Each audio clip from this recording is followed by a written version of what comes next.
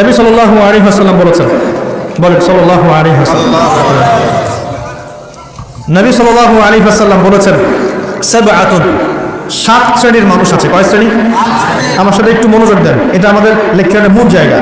7 শ্রেণীর মানুষ আছে। কত শ্রেণী? সাবআতুন ইউজিল্লুহুমুল্লাহু তাআলা ফি জিল্লিহি, আল্লাহ পাক এই 7 শ্রেণীকে আল্লাহর ছায়ায় ছায়া দিবেন, মানে আল্লাহ পাকের আরশের ছায়ায় ছায়া দিবেন। ইয়াউমা লা জিল্লা ইল্লা জিল্লুহু, যেদিন এই ছায়া ছাড়া অন্য কোনো ছায়া থাকবে না। বলেন সুবহানাল্লাহ। কত শ্রেণী? আমি জানি হাদিসটা আপনারা আগেও শুনেছেন, তা আজকে নতুন ভাবে শেখেন। কয় শ্রেণী? 7 শ্রেণী। কোথায় ছায়া পাবে? আরশের ছায়া। ওই দিন অন্য কোনো ছায়া থাকবে না। এই ছায়া ছায়া পাবে মানে সে কি জান্নাতি না জাহান্নামী? তার কোনো টেনশন হবে না, হিসাব নিকাশের টেনশন, কোনো ভয়, কোনো কিয়ামতের বিভীষিকা কিচ্ছু নাই, একদম সুকুন, ইতমিনান, একদম নিরাপদ। আচ্ছা, 1 নাম্বার, আগে সিরিয়াল ওয়াইজ বলি, তারপর আপনাকে বোঝাচ্ছি। 1 নাম্বার হচ্ছে ইমামুল আদিল। কি নাম? ইমামুল আদিল, মানে ন্যায়পরায়ণ শাসক। ন্যায়পরায়ণ শাসক, রাষ্ট্রের শাসক হতে পারে, সমাজের হতে পারে, পরিবারেরও হতে পারে। যেখানে যে দায়িত্বশীল তাকেই তার দায়িত্বশীল বলা হয়। আচ্ছা, 1 নাম্বার ইমামুল আদিল। 2 নাম্বার ওয়াশাবুন, এই যে তুমি যুবক, ওয়াশাবুন যুবক, নাশআ ফি ইবাদাতিল্লাহি তাআলা, যে আল্লাহ পাকের ইবাদতে তার যৌবন বিলিয়ে দিয়েছে। কে সেটা? যুবক না বৃদ্ধ? কি করেছে? আল্লাহর ইবাদতে জীবন যৌবনটাকে বিলিয়ে দিয়েছে। বিলিয়ে দেওয়ার মানে কি? বিলিয়ে দেওয়ার মানে কি পার্ট টাইম মুসলিম হও না ফুল টাইম মুসলিম হও? ফুল টাইম মুসলিম। আচ্ছা, সে কি কোরআন হাদিসের অংশ মানবে না পুরোটা মানবে? আলহামদুলিল্লাহ। 3 নাম্বার রাজুলুন, এমন ব্যক্তি, কলবুহু, যার কলব, কলব মানে কি? অন্তর, মুআল্লাকুন ফিল মসজিদ, মসজিদের সাথে অন্তর কি থাকে? জুড়ে থাকে। এটা কি সত্যি সত্যি কলেজে জুড়ে থাকে না টান? কি বোঝানো হচ্ছে? মসজিদের সাথে কি টান? ওই যে মোবাইল ফোনের সাথে যেমন হয়েছে আর কি, এখন ওইটাই হয়েছে না মোবাইলের সাথে। এখন রাজুলুন কলবুহু মুআল্লাকুন বিল মোবাইল, এখন হয়েছে এরকম, এমন ব্যক্তি যার অন্তর কি হয়? মোবাইলের সাথে জুড়ে থাকে, থাকে না? সবার আমার সহ সবার ফোন সার্চ করে দেখা যাবে যে আমরা লাস্ট হতে 1 ঘন্টা 2 ঘন্টা আগে লাস্ট টাইম আমরা হোয়াটসঅ্যাপ চেক করেছি, ফেসবুক চেক করেছি, আমরা ইউটিউব চেক করেছি। কিন্তু যদি আমলনামা দেখা হয়, দেখা যাবে লাস্ট 1 মাসে কোরআন চেক করে নেয়, লাস্ট 2 মাসেও হাদিসের একটা বই খুলে দেখেন। আল্লাহ পাক আমাদেরকে বোঝার তৌফিক দান করুন, এইরকম খারাপ বদ অভ্যাস থেকে বেরিয়ে আসার তৌফিক দান করুন। এখানে 3 নাম্বার, সেই ব্যক্তি যার কলব কোথায় ঝুলে থাকে? মসজিদে, মানে মসজিদের সাথে টান, জামাতে নামাজ পড়ার ব্যাপারে আগ্রহ থাকে। 4 রাজুলান, 2 ব্যক্তি। কয় ব্যক্তি? রাজুলানে তাহাব্বানি ফিল্লাহ ইজতামা আলাইহি ওয়া তাফাররাকা আলাইহি, 2 ব্যক্তি যারা আল্লাহর জন্য পরস্পরকে ভালোবাসে, একত্রিত হয় আল্লাহর জন্য, বিচ্ছেদ হয় কার জন্য? আল্লাহর জন্য। আচ্ছা, বুঝাচ্ছি একটু পরে, সেটা বলে নেই। 5 নাম্বার কে?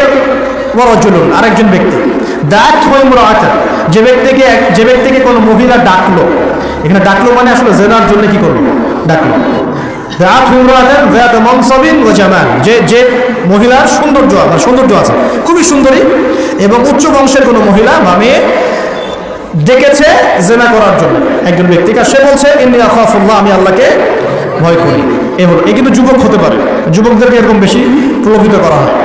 6 রাজুলুন, আরেকজন ব্যক্তি, তাসাদ্দাকা বিসাদাকাতি, সে সদকা করেছে। কি করেছে? সদকা, দান সদকা করেছে।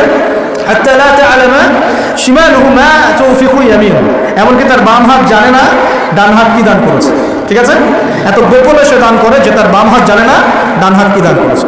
আর 7 নাম্বার রাজুলুন যাকারাল্লাহ খালিয়ান, যে ব্যক্তি আল্লাহকে ডাকে, খালিয়ান মানে গোপনে, নীরবে, নিভৃতে, একাকী আল্লাহকে ডাকে।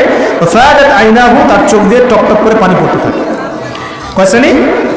7 শ্রেণী। এবার বোঝেন, এটা বোঝার আগে একটু আকাশের দিকে তাকাবেন আজকে বাসায় গিয়ে, বা যেদিন আকাশে ভরপুর তারা উঠবে সেদিন দেখবেন। আকাশে তারা দেখেছেন কখনো?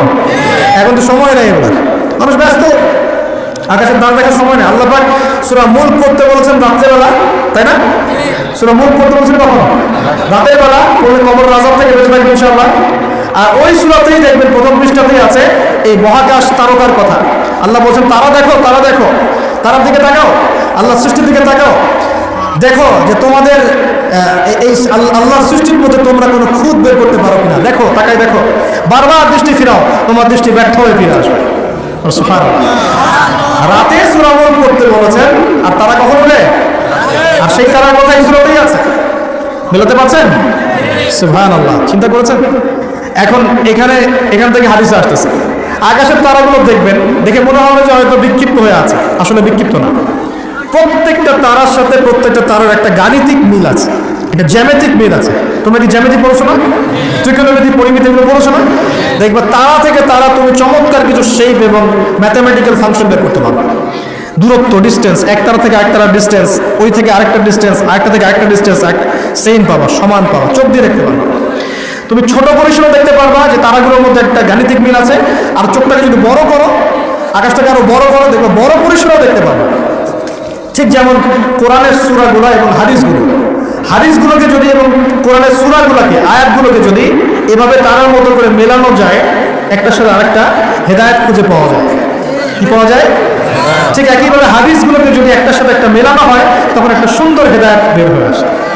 একটা এক্সাম্পল দিলে বুঝতে পারবো। ইসলাম, আল্লাহ পাক বলছেন সূরা মাইদার 3 নম্বর আয়াতে, ইসলামকে পরিপূর্ণ করেছে। কি করেছে?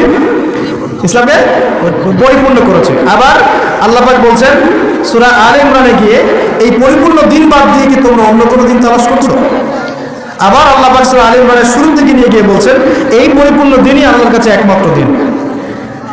মানে একটার সাথে একটা মেলাবেন, আপনি ডটগুলো মেলালেই আপনি একটা রেজাল্ট পাবেন আর কি।